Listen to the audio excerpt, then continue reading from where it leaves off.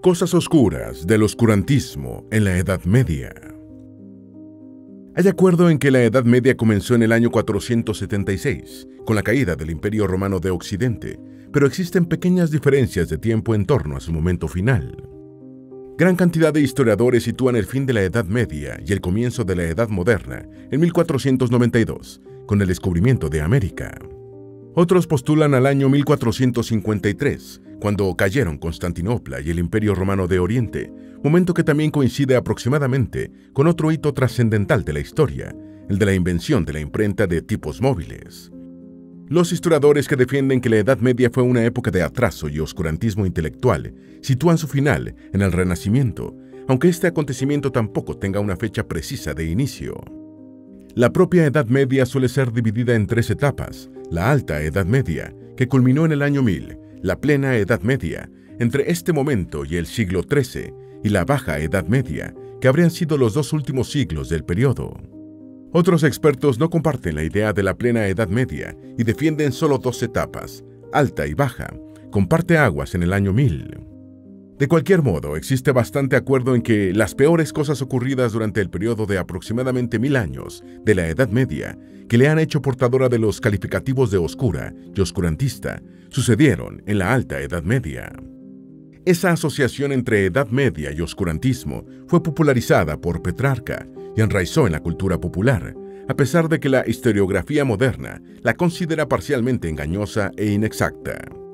En este video vamos a hacer un recorrido por la Edad Media, deteniéndonos particularmente en aquellos lapsos y acontecimientos por los que ha sido relacionada con la oscuridad y el oscurantismo.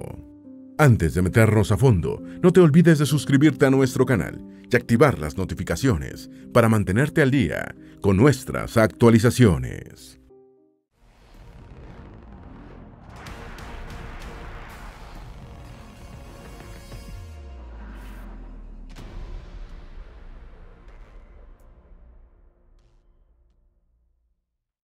César Baronio le puso años oscuros al oscurantismo en la Edad Media.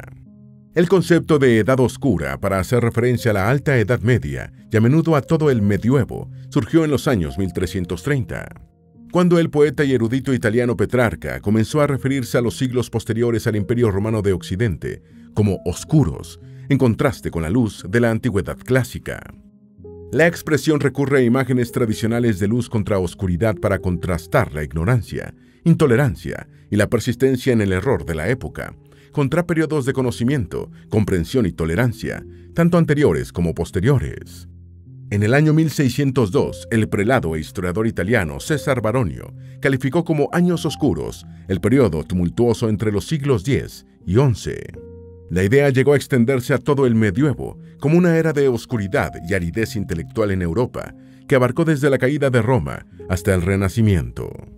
Este cuestionamiento y menosprecio a la Edad Media por su oscurantismo se hizo especialmente intenso en el siglo de las Luces, presentado como su opuesto en términos intelectuales y de producción de conocimientos. Otros estudiosos más escépticos respecto a la dicotomía oscuridad-luz prefieren utilizar el término oscuro para denotar la escasez relativa de registros, al menos durante la primera parte de la Edad Media.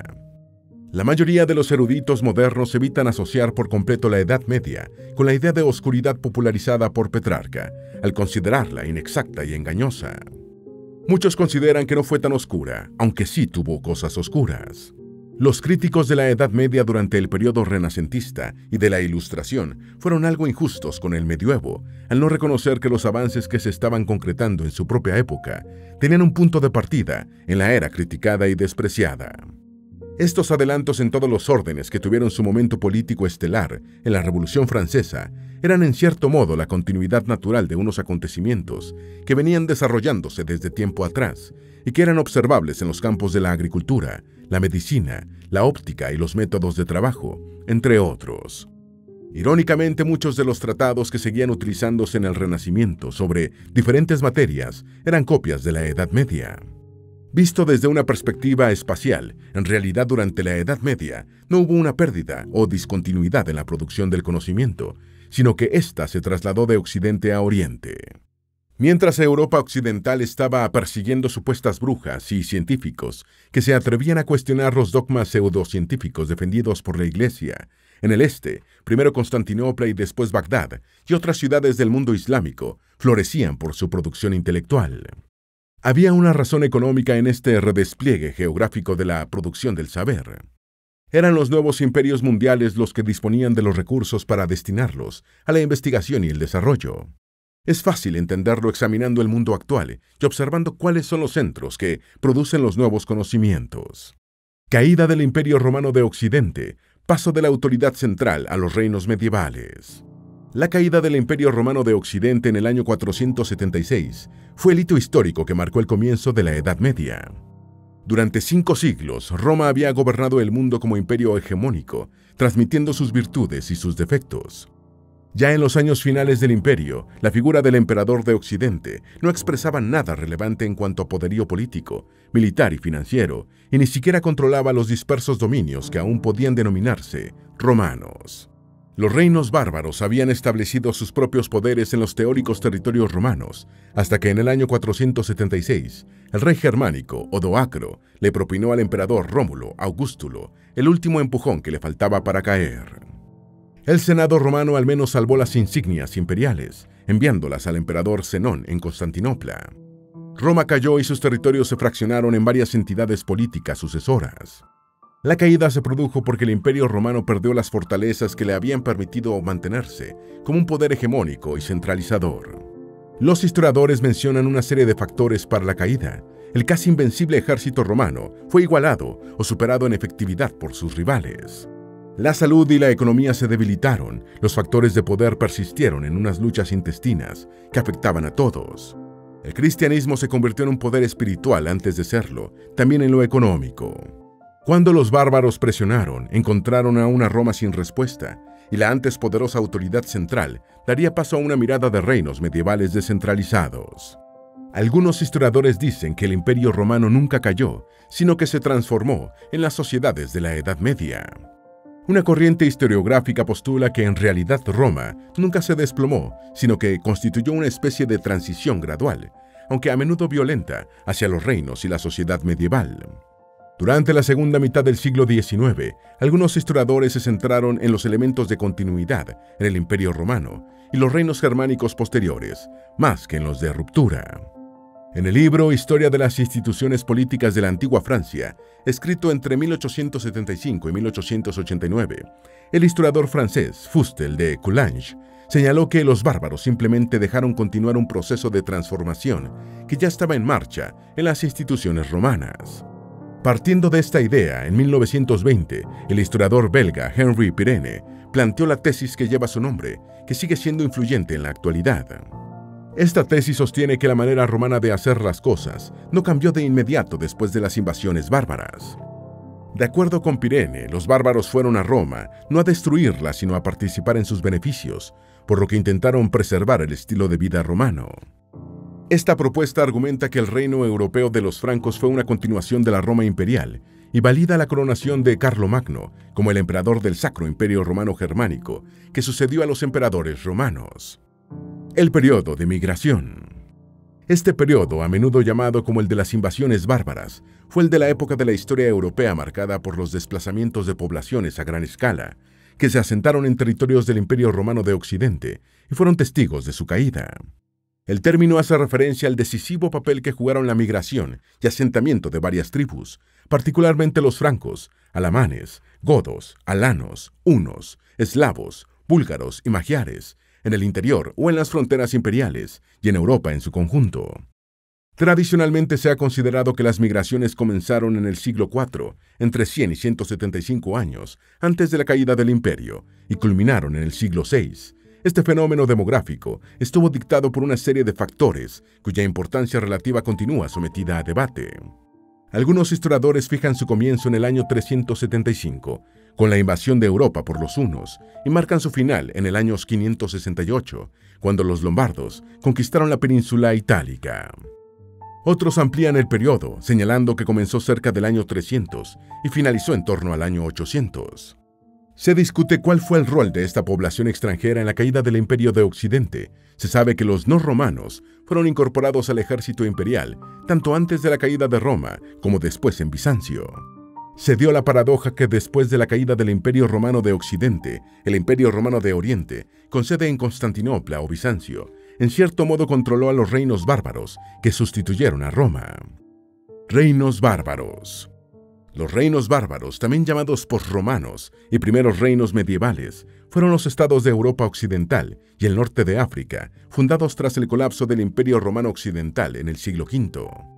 Fue un proceso político gradual, complejo y en buena medida violento, después de que el Imperio Romano no pudo contener las grandes concentraciones de población en sus fronteras, lo que conllevó a las invasiones o a las invitaciones a asentarse.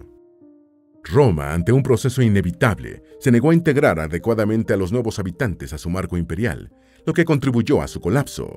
Los gobernantes bárbaros comenzaron siendo señores de la guerra locales y clientes de Roma, sin conexión firme con ningún territorio, y las relaciones se fueron estrechando en la medida que los emperadores de la fase final del imperio empezaron a utilizarlos como peones en las guerras civiles. Solo después de que la autoridad central romana se desplomó, los reinos bárbaros pasaron a ser nuevos estados, con territorios definidos, aunque a menudo vagamente. Los reinos bárbaros se fortalecieron imitando a Roma en muchos aspectos, y prácticamente se subordinaron diplomáticamente al Imperio Romano de Oriente. En principio, la única diferencia entre un reino bárbaro y la Roma imperial era la escala, mayor y más compleja en el caso romano.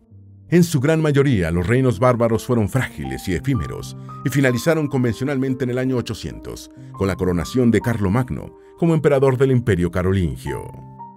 Historia del feudalismo.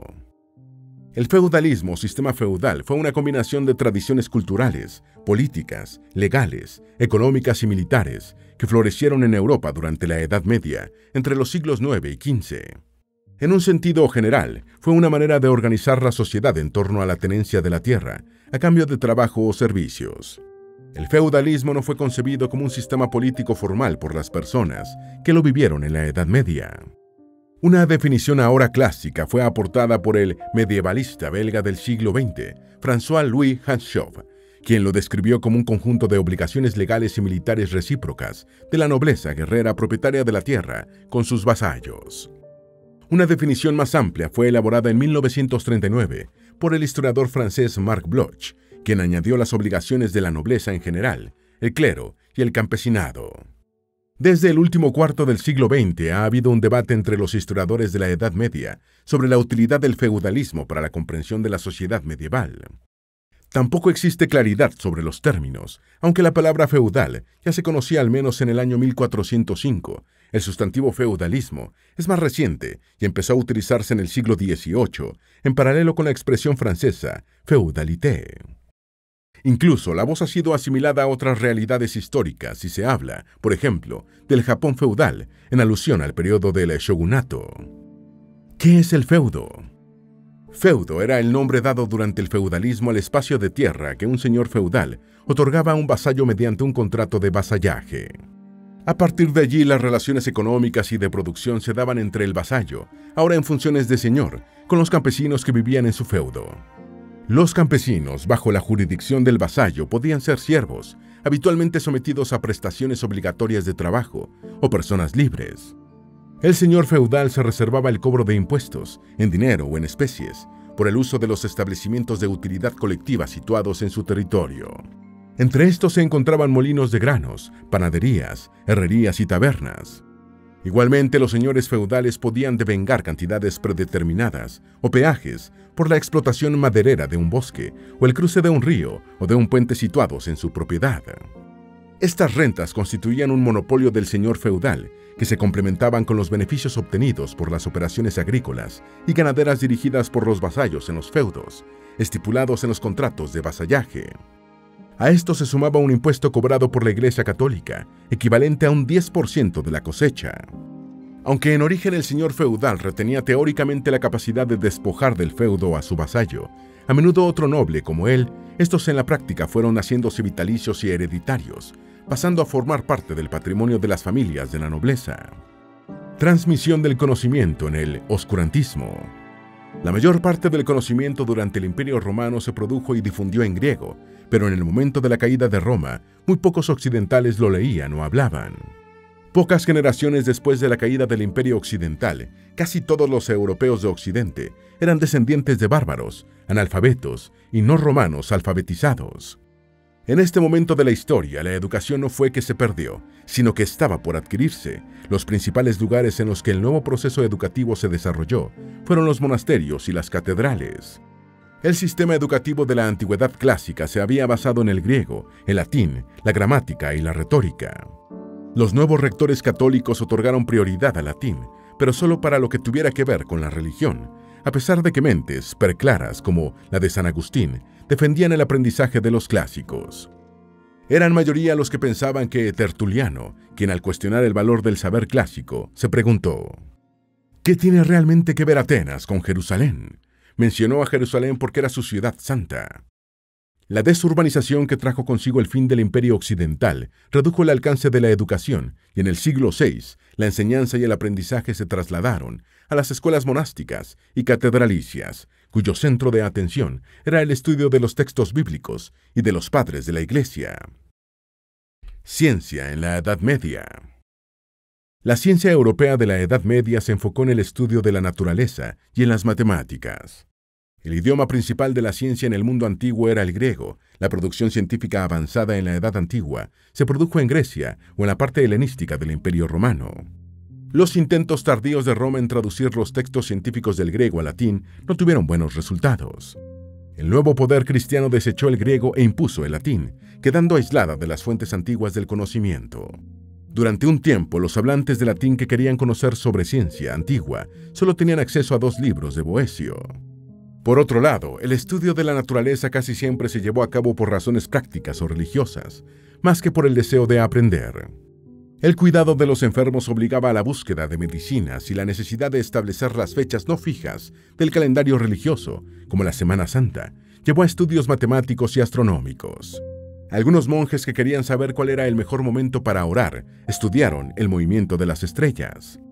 Aunque una serie de clérigos y eruditos cristianos, como Isidoro de Sevilla y Beda, mantuvieron el espíritu de investigación racional, Europa occidental vivió un periodo de declive científico durante la Alta Edad Media. Medicina en la Edad Media. La medicina medieval en Europa occidental estuvo caracterizada por una mezcla de ideas médicas de la antigüedad y nuevas influencias espirituales.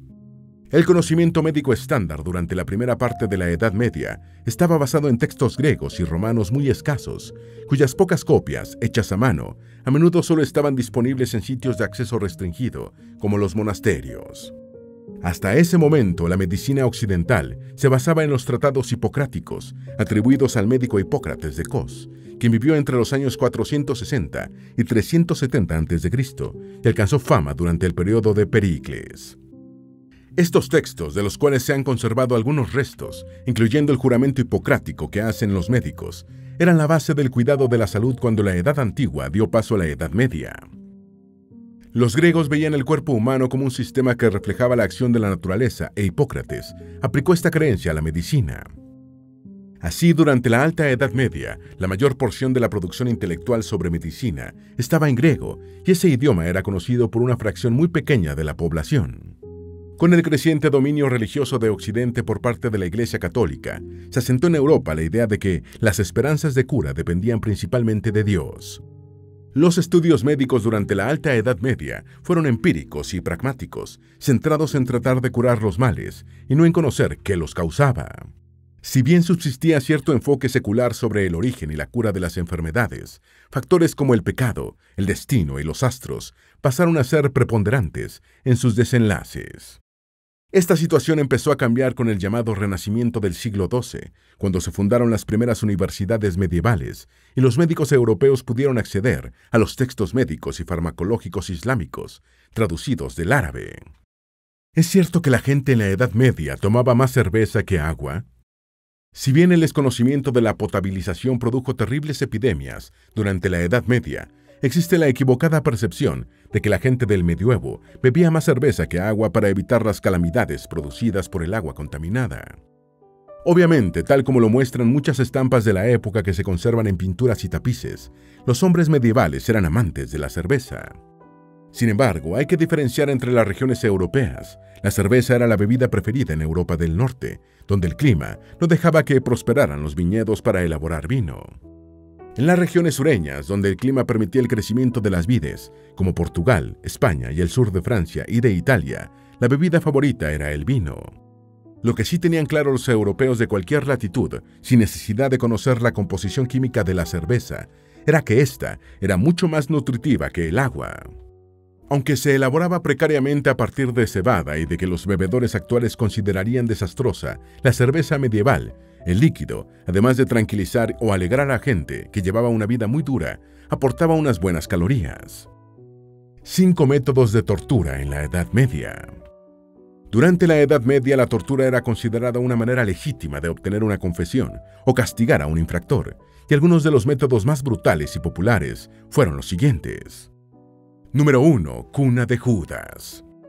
Este invento italiano consistía en suspender a una persona con una cuerda que pasaba a través de una polea, bajándola hacia un supuesto asiento en forma de pirámide para que su vértice se insertara en el ano. Una variante femenina permitía que la punta entrara por la vagina.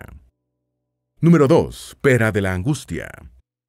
Este suplicio era utilizado contra mentirosos, homosexuales, blasfemos y mujeres acusadas de haber abortado voluntariamente. Consistía en una pequeña pieza con 4 hojas de metal que iban abriéndose dentro de un orificio corporal cuando el torturador accionaba un tornillo. Los orificios preferidos eran el ano, la vagina y la boca. Número 3. Silla de hierro. Era una silla con púas de hierro en la que los torturados estaban sentados. Las púas podían ajustarse por debajo de la silla para que penetraran más en la carne. Cuando se deseaba obtener una confesión rápida de una persona a la que en principio no se quería torturar, se le hacía presenciar el suplicio y generalmente confesaba. Número 4. Triturador de cabezas. En este método, el supliciado ponía la cabeza en un banco de tortura para que se le apretaran progresivamente con un tornillo. Incluso si quedaba viva, la persona torturada sobrevivía con algún hueso de la cara roto. Número 5. Rueda rota. El torturado era atado por los brazos a los radios de una rueda de un vehículo en movimiento, terminando con las extremidades descoyuntadas. Europa en los años 1000 después de Cristo. Aunque la especulación de que el mundo se acabaría en el año 1000 de la era común se limitó a unos pocos monasterios franceses, en ese momento Europa occidental seguía siendo menos desarrollada en comparación con el mundo islámico o con China. En el aspecto comercial, los vikingos habían desarrollado una ruta comercial en el norte de Europa que conectaba el Báltico con Constantinopla a través de Rusia. Inglaterra, con buena parte de la nación devastada por las recientes invasiones vikingas, estaba en un estado desesperado. Los ingleses tomaron represalias contra los nórdicos en el año 1002, masacrando a colonos daneses, lo que a su vez condujo a más venganzas escandinavas y al dominio de Inglaterra por parte de Dinamarca, aunque solo por un tiempo. Entretanto, la cristianización avanzaba rápidamente, demostrando a largo plazo que era un efectivo freno contra las incursiones bárbaras. Islandia, Groenlandia y Hungría fueron declaradas cristianas alrededor del año 1000, mientras que Dinamarca, Noruega, Suecia y la Rus de Kiev adoptaron sucesivamente la religión cristiana entre los siglos X y XII. Entretanto, en Europa se estableció formalmente la institución del matrimonio, aunque los grados de consanguinidad permitidos y prohibidos variaban, si bien siempre existía la posibilidad de anular las uniones a través del papado. El fin del primer milenio vio cómo la piedra y la mampostería empezaban a reemplazar a la madera en la construcción a gran escala, moderando la deforestación del continente que estaba en marcha. Algunos procesos culturales después en torno al año 1000 marcaron el final de la Alta Edad Media, como el renacimiento de la vida urbana, el surgimiento de la burguesía, el redescubrimiento del derecho romano, la fundación de las primeras universidades y los inicios de una literatura nativa europea. En el año 1000, el Vaticano estaba firmemente controlado por Otón III, emperador del Sacro Imperio Romano Germánico, quien se autodefinía como emperador del mundo. Sin embargo, las posteriores reformas y acciones eclesiásticas permitieron a la Iglesia recuperar prestigio y autonomía, como la construcción de majestuosas y duraderas catedrales de piedra, la consolidación de la orden cluniacense o benedictina, que en el siglo XII tenía 2000 prioratos y los monasterios más influyentes, y la recopilación de una gran masa de decretales en un solo cuerpo de derecho canónico. Roma solo tenía 35.000 habitantes, pero en el auge del Imperio Romano, la ciudad alcanzó 1 millón de habitantes. En el año 1000, la China dominada por la dinastía Song era el imperio más poblado del mundo. Constantinopla, la capital del Imperio Romano de Oriente, tenía una población de aproximadamente 300.000 personas y París apenas 20.000. Roma, que en el momento de mayor esplendor del imperio había sido una megaurbe de 1 millón de habitantes, estaba irreconocible con apenas 35.000 pobladores. En cambio, otras ciudades occidentales dominadas por imperios musulmanes florecían en población y en producción de conocimiento. Córdoba, en la España islámica, era en ese momento la ciudad más grande del mundo, con 450.000 habitantes. El siglo XI marcó un retorno a la vida urbana y las ciudades italianas duplicaron su población. Londres, abandonada durante siglos, volvió a ser el principal centro económico de las Islas Británicas. En el año 1000, brujas y Gante realizaban ferias comerciales periódicas en sus castillos, en un intento por retornar a la vida económica que tenían las ciudades de Europa Occidental en los últimos siglos del Imperio Romano de Occidente. En el sur europeo, el califato omeya tocó a su fin en el año 1031 y su fragmentación abrió paso a la formación de un grupo de reinos musulmanes de pequeña escala, llamados taifas. Francia seguía fragmentada en una multitud de pequeños condados que vivían en un permanente estado de guerra, lo que facilitó la conquista por los vikingos del noreste francés, una región que recibiría el nombre de Normandía. El reino de Borgoña, constituido por los antiguos burgundios, estaba más en la esfera germánica. Fuera de Europa, la potencia dominante era el Imperio Romano de Oriente, dominio que llegaría a su fin el 29 de mayo de 1453, cuando Constantinopla cayó en poder del Imperio Otomano. Esperamos que este video te haya sido útil. Si tienes algo que agregar, por favor, compártelo con nosotros en la sección de comentarios. Dale me gusta a este video y envíale el enlace a tus familiares y a tus mejores amigos para que también sepan más sobre las cosas oscuras del oscurantismo en la Edad Media.